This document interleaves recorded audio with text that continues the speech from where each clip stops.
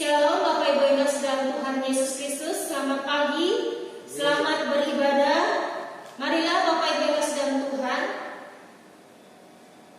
saudara-saudari yang terkasih di dalam Yesus Kristus, kami ucapkan selamat datang. Kebaktian kita akan segera dimulai. Mari kita menyiapkan hati kita untuk beribadah kepada Allah yang Maha Kasih. Kami persilahkan saudara-saudari bangkit berdiri dan kita masuk dalam doa teduh.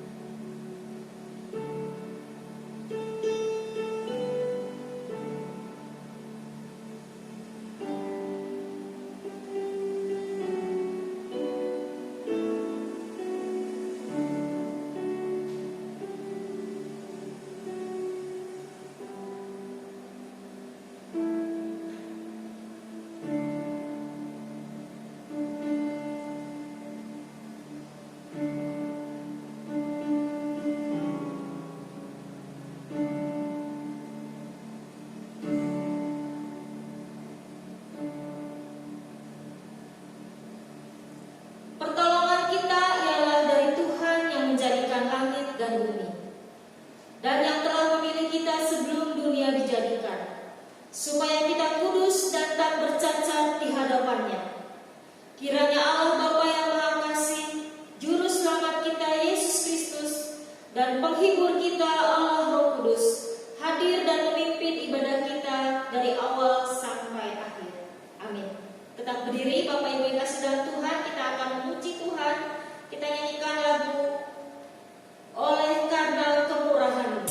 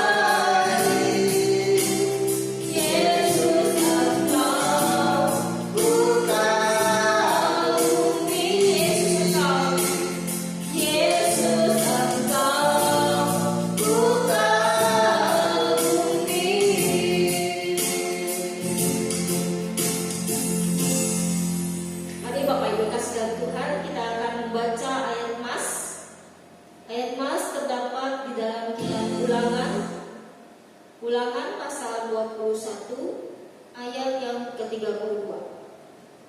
Ayat yang ke-23 maksud saya. Ulangan 21 ayat yang ke-23.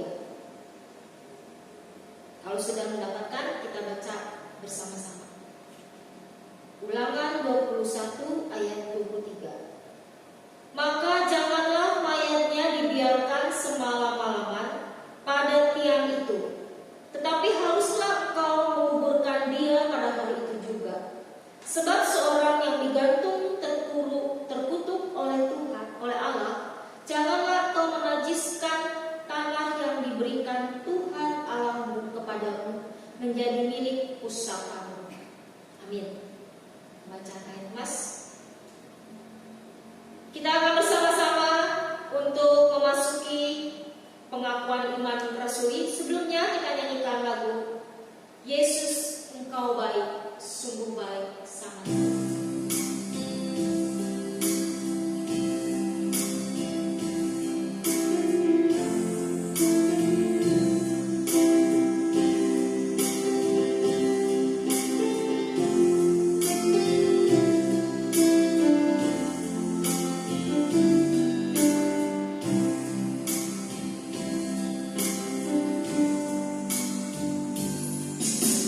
Yesus Engkau baik, sungguh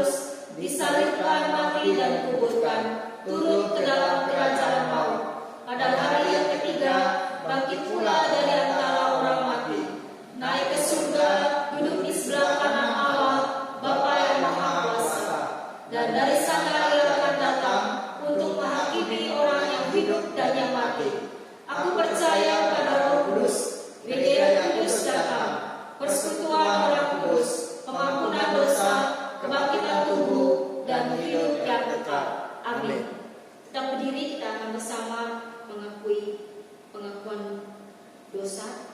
Saudara-saudari yang terkasih, sebagai manusia yang berdarah daging dan hidup dalam dunia yang penuh godaan ini, kita tidak luput dari berbuat dosa dan kesalahan.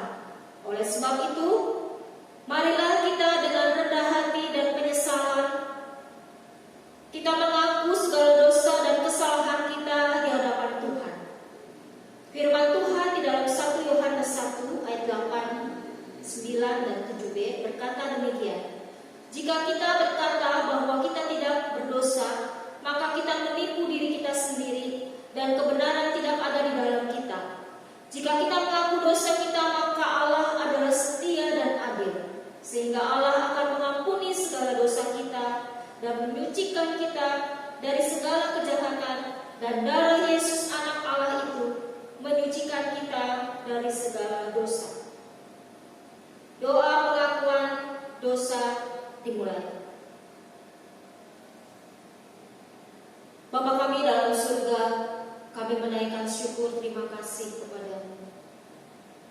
Saat ini ya Tuhan, kami penuh dengan kerendahan hati datang di hadapan-Mu. Ampuni dosa-dosa kami ya Tuhan. Ampuni kesalahan-kesalahan kami ya Tuhan. Terima kasih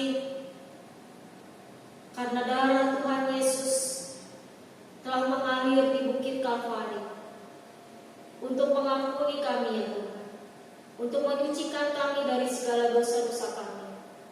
Tuhan telah mati di atas kayu salib untuk menggantikan kami yang seharusnya kami dihukum Allah. Tetapi karena kasih kemurahan Tuhan, Tuhan sudah rela mati di atas kayu salib untuk seluruh umat manusia. Terima kasih Tuhan, pengampunan yang Tuhan berikan dalam nama Tuhan Yesus. Amin. Tetap berdiri, kita akan melanjutkan doa syafaat. Pertama kita berdoa untuk saudara-saudari kita, untuk pertumbuhan imannya, agar sungguh-sungguh memperoleh kekuatan iman. Walaupun di rumah, tetap Tuhan peliharakan iman dan pimpinannya bagi kita sekalian. Mari kita berdoa. Bapa di surga, terima kasih Tuhan, kami menaikkan syukur kepadamu. Kami mau berdoa ya Tuhan untuk seluruh jemaat-jemaat Tuhan yang ada di rumah, baik di kota besar maupun di kota kecil, dimanapun mereka berada ya Tuhan. Walaupun mereka saat ini beribadah di rumah, tetapi kami percaya dan yakin ya Tuhan, iman-Mu memberikan kami ya Tuhan kekuatan. Pertumbuhan iman rohani kami pun Tuhan semakin terus maju di dalam Tuhan. Kami boleh Tuhan terus memandang kepada salib Tuhan, dan sungguh-sungguh Tuhan iman kami Tuhan tetap kepadamu ya Bapa. Terima kasih ya Bapa, kami mengucap syukur kepadamu. Kiranya Tuhan terus memimpin kami dalam nama Tuhan Yesus. Amin. Kedua, kita berdoa untuk seluruh umat yang ada di kota Mentok. Kita berdoa untuk masyarakat yang ada di kota Mentok agar Tuhan menolong melindungi sehingga dapat memperoleh kekuatan dan perlindungan Tuhan. Kita berdoa untuk kota Mentok yang kita tinggal di tempat ini dan seluruh masyarakat yang ada. Mari kita berdoa. Bapa di surga, kami berdoa ya Tuhan saat ini menyerahkan untuk seluruh kota Mentok, Bangka Barat yang tercinta. Kami berdoa Tuhan untuk kota Mentok. Berkati kota Mentok ini ya Tuhan. Oh Tuhan, saat ini Tuhan, masyarakat kota Mentok ada di dalam keadaan sehat, walafiat semuanya karena pertolongan anugerah dari padamu ya Allah.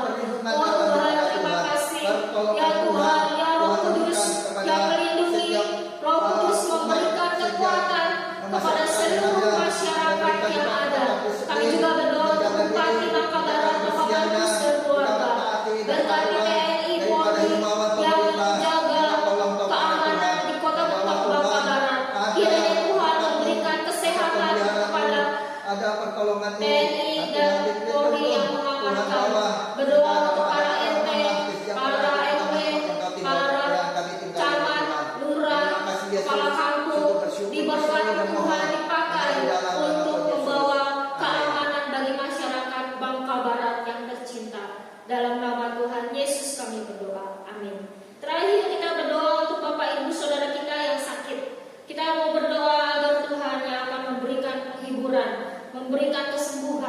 menjamah. Kalau kita berdoa bersama-sama. Bapa di surga, kami saat ini berdoa ya Tuhan untuk saudara-saudari kami yang sakit. Kami mau berdoa ya Tuhan untuk Ibu Anyo. Tuhan, Engkau yang memberikan kekuatan Tuhan. Tuhan menolong Ibu Anyo, Pak Ajang yang ada di Sungai Liat. Tuhan memberikan kekuatan dan pengharapan di dalam Tuhan. Berkati Ibu Cokot Sun, berkati dalam lanjut usianya. Dia memberikan Tuhan, dia diberikan kekuatan. Berdoa untuk Bapak Colikyo, berdoa untuk Ibu Asyau, berdoa untuk Ibu Amo, Tuhan, berdoa untuk Ibu Kusilan, berdoa untuk Bapak Samuel Ten, berdoa untuk Bapak Yusuf Ten, berdoa untuk Bapak Fur, berdoa ya Tuhan untuk kesehatan, untuk Ibu saudara-saudari kami yang lemah memperoleh kekuatan dari Tuhan, memperoleh kesembuhan hanya datang dari Tuhan. Kami percaya bahwa Tuhanlah sumber sembuh kami, yang memberikan kesembuhan datang dari Tuhan, yang dirasakan oleh seluruh umat Tuhan yang saat ini Tuhan mengalami tubuhnya sakit. Oh Tuhan, terima kasih. Kami ucap syukur padamu, Tuhan yang melawat umat-Mu, Tuhan yang tidak pernah meninggalkan umat-Mu ya Tuhan. Terima kasih Bapa. Kami berdoa dalam nama Yesus. Amin. Silakan duduk Bapak Ibu yang kasih dalam Tuhan. Kita akan melanjutkan ibadah kita dengan pembacaan Alkitab yang diambil dari Matius pasal yang ke-27 ayat yang ke-32. Mulai dari ayat 32. Matius 27 mulai dari ayat 32 sampai 44. Kita membuka kitab kita. Injil Matius pasal 27 ayat 32. Demikian bunyi firman Tuhan. Ketika mereka berjalan keluar kota, mereka berjumpa dengan seorang dari Kirene yang bernama Simon. Orang itu mereka paksa untuk memikul salib Yesus. Maka sampailah mereka di suatu tempat yang bernama Golgota, artinya tempat tengkorak. Lalu mereka memberi dia minum anggur bercampur empedu. Setelah ia mengecapnya, ia tidak mau meminumnya. Sesudah menyalibkan dia, mereka membagi-bagi pakaiannya dengan membuang pundi. Lalu mereka duduk di situ menjaga dia. Dan di atas kepalanya terpasang tulisan yang menyebut alasan mengapa ia dihukum. Inilah Yesus, Raja orang Yahudi. Bersama dengan dia disalibkan dua orang penyamun, seorang di sebelah kanan dan seorang di sebelah kirinya. Orang-orang yang lewat di sana menghujat dia dan sambil menggelengkan kepala. Mereka berkata, "Hai engkau yang mau merubuhkan bait suci dan mau membangunnya kembali dalam 3 hari, selamatkanlah dirimu. Jikalau engkau anak Allah, turunlah dari salib itu." Demikian juga imam-imam kepala bersama-sama ahli-ahli Taurat dan tua-tua memolok-molokkan dia, dan mereka berkata, "Orang lain ia selamatkan, tetapi dirinya sendiri tidak dapat ia selamatkan. Ia Raja Israel, baiklah ia turun dari salib itu, dan kami akan percaya kepadanya. Ia menaruh harapannya pada Allah, baiklah Allah menyelamatkan dia, jikalau Allah berkenan kepadanya, karena ia telah berkata, Aku adalah anak Allah." Ayat 4 sama-sama. Bahkan penyamun-penyamun yang disalibkan bersama-sama dengan dia mencelanya demikian juga. Amin. Bacaan firman Tuhan sampai di sini. Kita akan mempersiapkan hati untuk mendengarkan firman Tuhan yang disampaikan oleh Bapak Pendeta Bong Yensan. Kita menyanyikan lagu Firman-Mu Pelita Bagi Kasih-Mu.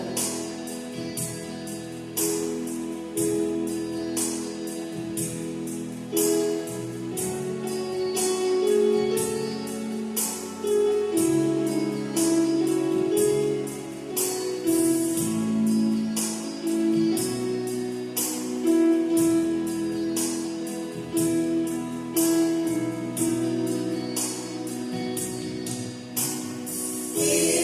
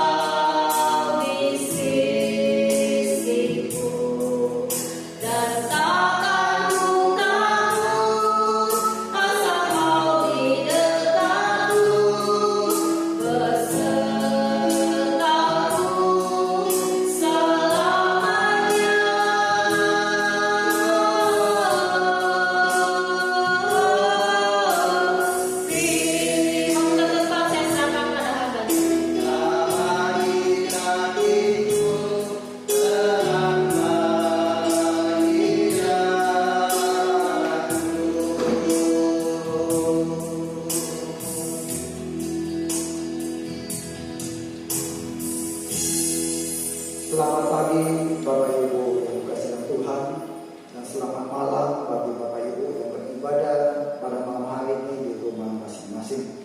Hari ini kita akan bersyukur pada Tuhan kalau kita boleh datang beribadah pada Tuhan untuk memperingati hari Jumat Agung, hari yang istimewa bagi kita, hari terbesar bagi kita. Marilah sedang jemaat Tuhan, sebelum kita membaca dan merenungkan firman Tuhan, kita akan bersama-sama tunduk kepala kita dengan kerendahan hati, mohon Tuhan berkati kita melalui firman Tuhan yang kita baca dan kita dengar. Bapa dan Saudara, kami datang mengucapkan syukur, terima kasih untuk berkat dan pemeliharaan-Mu. Terima kasih sampai hari ini kami boleh hidup sehat. Terima kasih juga kami boleh rindu membaca dan merenungkan firman Tuhan. Tolong kami dan tuntun kami ya Tuhan, sehingga firman Tuhan yang kami baca, yang kami renungkan akan menjadi berkat bagi kami, sehingga kami semakin hari semakin mengerti akan firman-Mu, semakin menjalankan firman-Mu, semakin diberkati oleh Tuhan. Hidup kami penuh dengan firman-Mu dan hidup kami penuh berkat secara rohani daripada Tuhan. Terima kasih Bapa, terima kasih Tuhan Yesus. Hamba menyerahkan diri waktu memberitakan firman Tuhan. Roh Allah bekerja, Roh menguasai kami, Roh memberkati kami, dan Roh akan memimpin dan menuntun kami. Terima kasih, kami berdoa hanya di dalam nama Tuhan Yesus. Amin. Bapak Ibu, kita lihat firman Tuhan di dalam Galatia pasal 3 ayat 13. Perjanjian baru, surat Paulus kepada jemaat Galatia. Pasal 3 ayat 13. Saya akan membacakan untuk kita semua. Mari kita perhatikan di Alkitab kita masing-masing di dalam surat Galatia pasal 3 ayat 13. Demikian firman Tuhan. Kristus telah menebus kita dari kutuk hukum Taurat dengan jalan menjadi kutuk karena kita. Sebab ada tertulis, terkutuklah orang yang digantung pada kayu salib. Demikian firman Tuhan. Tuhan akan berkati kita kalau kita perhatikan dan kita renungkan dan kita taati dan kita percayain.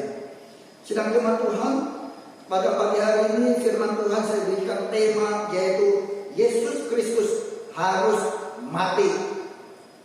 Tema kita sesuai dengan hari Jumat Agung ini, yaitu Tuhan Yesus mati di kayu salib. Jadi tema yang saya berikan, Yesus Kristus harus mati. Kalau kita lihat di dalam masyarakat, ada dua kelompok orang. Kelompok yang pertama tidak percaya kepada Yesus sebagai Tuhan. Kenapa mereka tidak percaya? Karena mereka melihat bahwa Yesus sungguh-sungguh mati. Kalau orang mati, masa dijadikan Tuhan? Ini kepercayaan yang konyol daripada orang Kristen. Bukankah Yesus yang dipercaya orang Kristen justru lahir seperti kita, punya daging, punya bapak ibu, punya saudara kandung, dan lahir bisa makan, bisa tidur, bisa lelah, bisa capek, dan bisa marah, dan semuanya normal. Tapi suatu hari sama dengan kita, lahir suatu hari pasti mati, dan Yesus mati. Yesus yang mati tidak mungkin adalah Tuhan, sebab dia adalah manusia yang sejati, manusia yang benar-benar. Itu bagi orang yang tidak percaya kepada Yesus adalah Tuhan. Tapi bagi orang yang percaya bahwa Yesus adalah Tuhan, juga selalu tidak mau melihat bahwa Yesus kok bisa mati gitu. Kenapa Tuhan bisa mati? Orang Kristen percaya hal yang konyol, percaya bahwa orang yang bisa mati lalu dijadikan Tuhan. Banyak orang tidak bisa terima pengajaran daripada kekristenan, iman daripada kekristenan itu sungguh indah. Indahnya kehidupannya, kesalehannya, kesaksiannya, kesungguhan hatinya, kebaikan hatinya, kemurahan hatinya sungguh nyata. Cuma satu yang tidak bisa diterima. Kenapa? Karena menganggap bahwa Yesus adalah Tuhan. Dan kalau dia adalah Tuhan, masa Tuhan itu mati seperti kita? Jadi mereka percaya Yesus kalau adalah Tuhan, kok Tidak usah repot-repot mati. Lalu menyelamatkan semua orang. Nah itu baru masuk akal. Sidang jemaat Tuhan bagi kita, Yesus Kristus adalah benar-benar manusia. Yesus benar-benar hidup seperti kita. Punya daging, bisa mengalami seperti kita alami. Punya kebutuhan seperti kita yang punya kebutuhan. Tapi Yesus juga benar-benar mengalami mati. Dan Yesus Kristus harus sungguh-sungguh mati. Iman daripada orang percaya mengimani bahwa Yesus memang manusia yang sejati dan Allah yang sejati. Dan Yesus sungguh-sungguh mati. Dan secara tercatat dan membuktikan benar-benar dia mati. Dia mati bukan karena ganti orang, bukan ilusi, bukan bohongan. Dan diberitakan sebelum Yesus mati, sudah dinubuatkan sesudah Yesus mati, juga dinyatakan oleh malaikat pada saat hari yang ketiga dia bangkit. Dan Yesus meyakinkan mereka yang murid-muridnya ketakutan melihat bahwa Yesus sudah mati, dipulihkan sampai 40 hari. Dan mereka yakin bahwa Yesus yang mati yang mereka lihat benar-benar hidup kembali. Jadi kematian Yesus sungguh-sungguh nyata. Sidang jemaat Tuhan, ada dua alasan penting kenapa Yesus harus mati. Dan yang menyebabkan Yesus mati itu, mengalami kematian itu, ada dua hukuman yang dirancangkan, yang dilihat oleh dua pihak. Pihak yang pertama adalah pihak orang-orang dunia. Orang dunia melihat bahwa Yesus harus mati. Kenapa Yesus harus mati? Bagi orang-orang Yahudi, Yesus itu pantas mati. Kenapa Yesus pantas mati? Karena Yesus menganggap dirinya adalah Allah itu sendiri. Yesus katakan, engkau melihat aku sama engkau melihat Bapa. Engkau mengenal aku, maka engkau mengenal Bapa. Aku dan Bapa adalah sama. Yesus katakan, akulah gembala. Di dalam Taurat, gembala yang baik, gembala aku adalah Tuhan. Jadi Yesus katakan, akulah gembala. Yesus mengatakan, akulah Tuhan Allahmu. Akulah Tuhan yang menyatakan Mazmur 23 itu. Yesus katakan, akulah sumber hidup. Akulah roti hidup. Bagi orang Yahudi, siapapun yang menyamakan dirinya adalah Tuhan berarti mengilahkan orang itu dan mendewakan orang itu. Dan itu sangat tidak pantas bagi orang Yahudi. Orang Yahudi didapati siapapun yang menyamai dirinya adalah Allah, menyamai dirinya adalah Tuhan, harus diseret keluar dan dilempar sampai mati. Nah, sidang jemaat Tuhan, jadi orang Yahudi di dalam orang-orang duniawi termasuk orang Yahudi itu punya alasan Yesus harus dihukum mati. Kenapa? Karena Yesus menyamakan dirinya adalah Allah. Benarkah Yesus adalah Allah? Alkitab mencatat kepada kita kesaksian dari firman Tuhan, dari perjanjian lama, kesaksian dari para malaikat, kesaksian Allah Bapa sendiri menyatakan bahwa Yesus Kristus adalah Allah dan Allah Tritunggal kepada kita. Tetapi orang Yahudi waktu itu tidak percaya, maka mereka sangat murkai dan sangat marah, sehingga mereka menyuruh Herodes menyalibkan Yesus pada hari Jumat Agung yang kita peringati pada hari ini.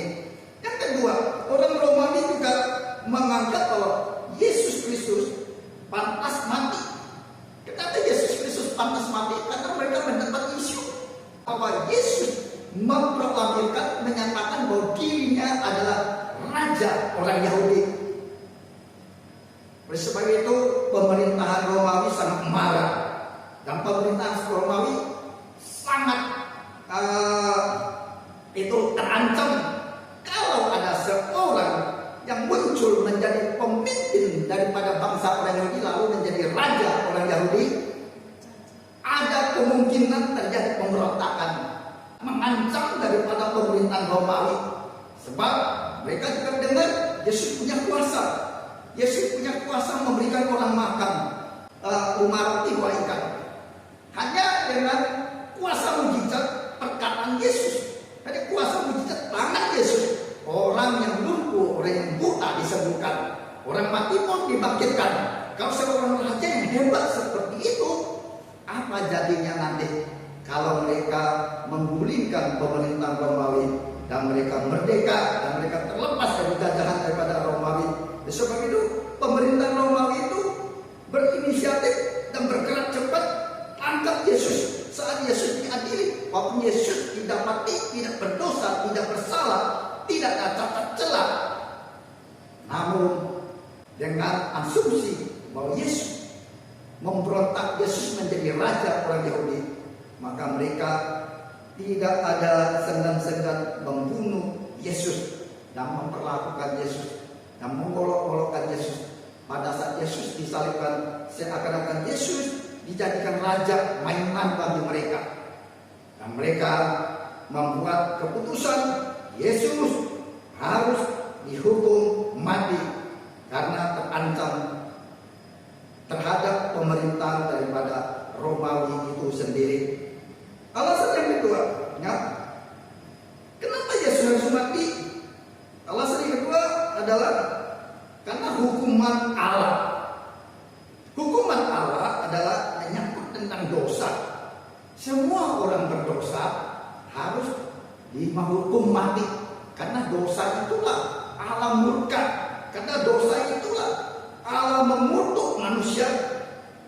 Waktu Adam dan Hawa jatuh dalam dosa, Tuhan katakan, engkau akan mengalami kematian. Bukan hanya engkau saja, seluruh keturunan, anakmu, cucumu, semuanya termasuk kita hari ini yang lahir dan dunia ini harus mengalami kematian. Sebenarnya Tuhan menciptakan manusia tidak ada kematian. Tuhan menciptakan manusia dan memberikan manusia hidup yang kekal, hidup selama-lamanya. Karena manusia tidak taat, manusia melanggar daripada perintah Tuhan, manusia mengambil buah yang dilarang oleh Tuhan, berkata engkau jangan makan, kalau engkau makan maka engkau akan mati. Nyatanya manusia melanggar dan manusia mengambil buah itu karena dirayu oleh iblis. Lalu manusia mengambilnya dan memakannya. Saat makan itu manusia masuk dalam dosa. Jadi dosa menyatu dalam hidup manusia, dan manusia semuanya harus mati karena kutukan Allah itu. Sedang jemaat Tuhan, Yesus harus mati. Sedangkan Yesus sendiri tidak berdosa, yang tidak pantas mengalami tidak kematian. Lalu kenapa Yesus harus mati? Karena Yesus mengasihi kita. Yesus tidak ingin kita mati selama-lamanya. Yesus tidak ingin kita dimurkai kena kutuk Allah selama-lamanya. Oleh sebab itu, Yesus tahu hanya satu jalan, hanya satu cara supaya manusia jangan mati dan manusia terlepas daripada kutukan Allah itu, yaitu maut, kematian itu. Caranya gimana? Caranya Yesus mati menggantikan kita supaya kita jangan mati di dalam kegagalan. Caranya gimana? Caranya Yesus menanggung dosa kita. Yesus naik ke atas kayu salib untuk membalaskan tuntutan Tuhan, untuk menjalani tuntutan keadilan Allah. Orang yang berdosa, maka orang itu pantas mati. Orang yang berdosa harus mati. Maka Yesus yang tidak berdosa menanggung dosa orang percaya, menanggung dosa kita, lalu naik ke atas kayu salib menjadi orang yang berdosa, menjadi orang yang terbanyak dosa. Karena semua orang umat di dalam selamatan dalam Kristus itu ditanggung dosanya di dalam Yesus.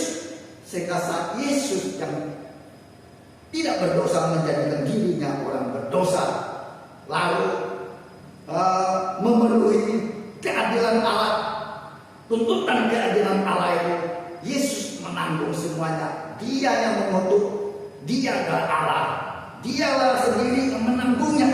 Cara satu-satu itulah yang dia menanggungnya untuk kita orang yang percaya kepada Tuhan.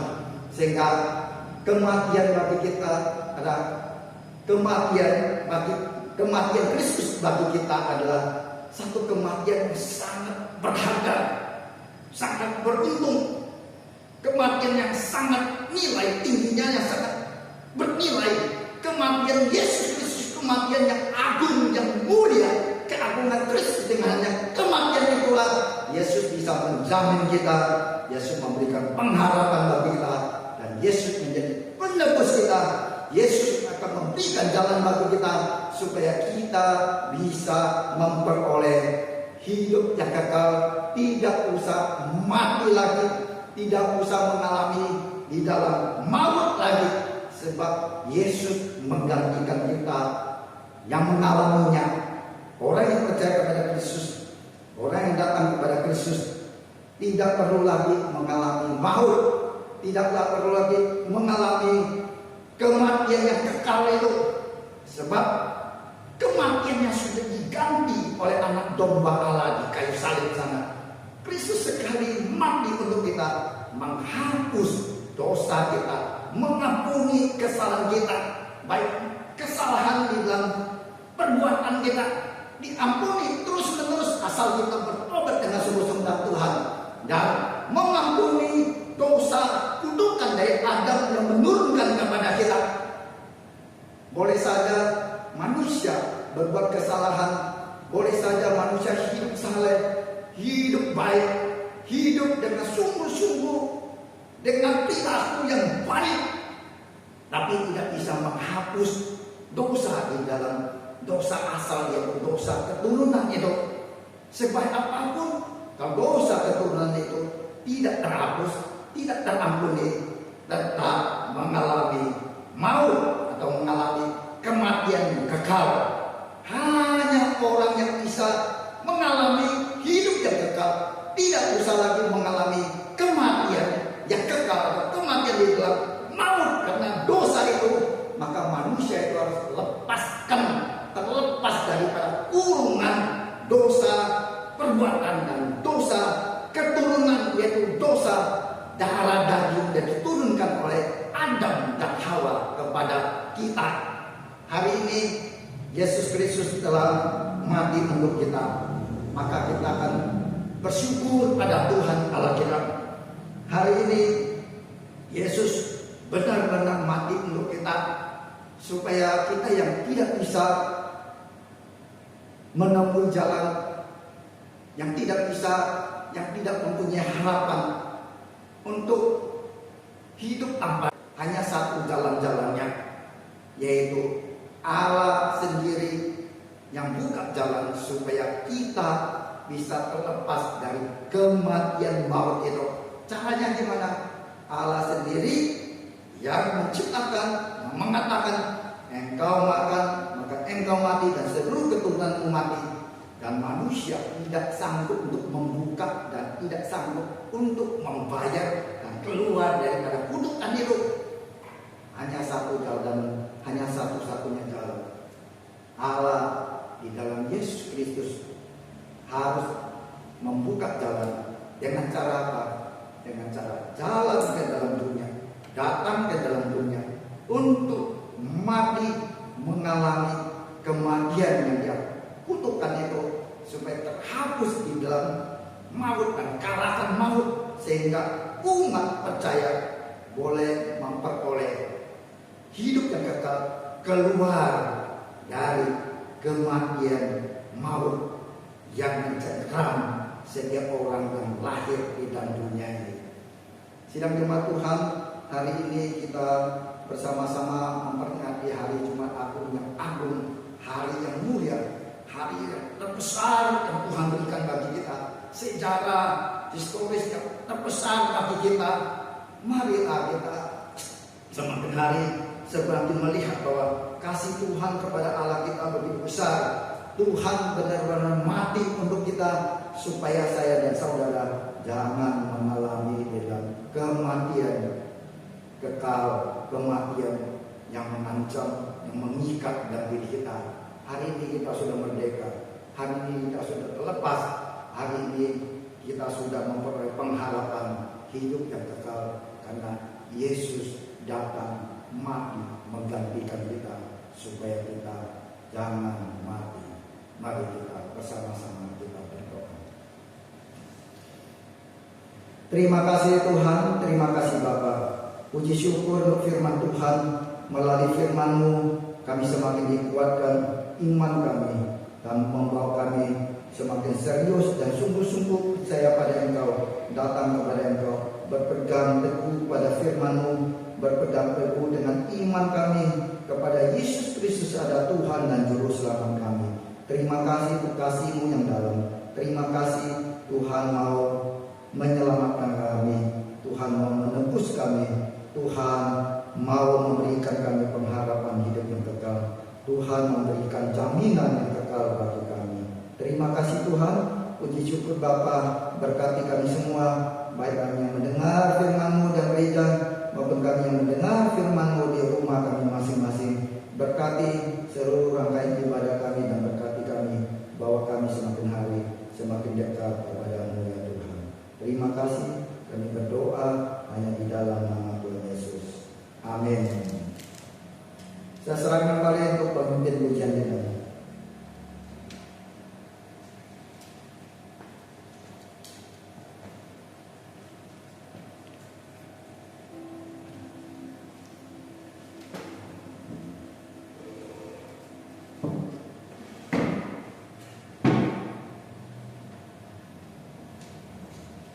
Puji dan syukur kepada Tuhan, kita telah mendengarkan firman Tuhan. Kita melanjutkan ibadah kita pada pagi siang ini. Kita mempersiapkan diri untuk memberikan persembahan dengan pujian 143 kontemporer. Kasih Yesus indah dalam hidup.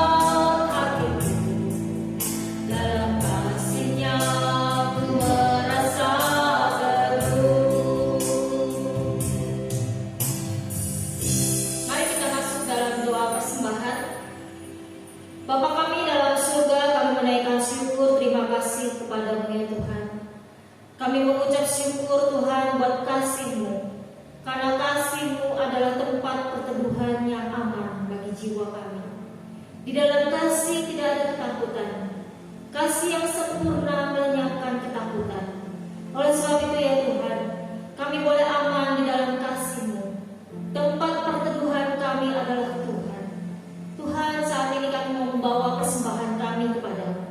Berkatilah persembahan ini, karena kami tahu Tuhan, Engkau adalah sumber pemberi berkat. Oh Tuhan, terima kasih. Berkati persembahan ini boleh dipakai untuk pekerjaan Tuhan di GPK Suntok. Terima kasih Bapa, puji syukur kepada-Mu. Inilah doa kami yang kami panjatkan hanya di dalam nama Tuhan Yesus Kristus. Amin. Tetap berdiri, mari kita bangkit berdiri, Bapak Ibu yang kasih Tuhan. Kita akan mengakhiri ibadah kita dengan menyanyikan lagu doksologi.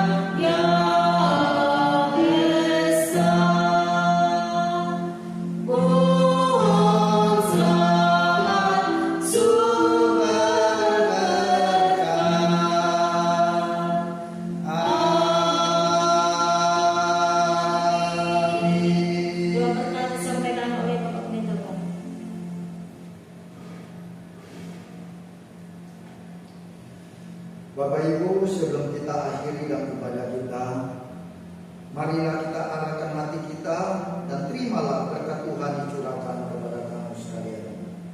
Tuhan memberkati engkau dan melindungi engkau. Tuhan menyinari engkau dengan wajahnya dan memberi engkau kasih karunia.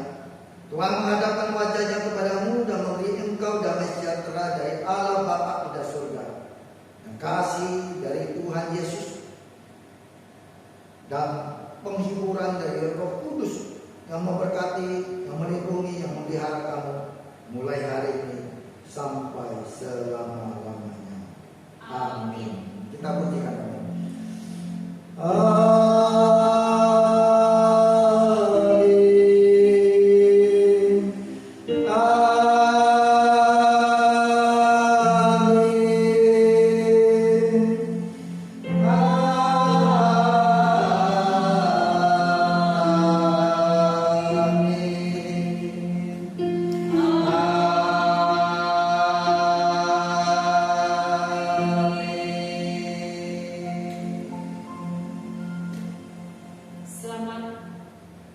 Selamat bersaat teduh. Kebaktian selesai. Selamat hari Jumat Agung. Tuhan Yesus memberkati. Shalom.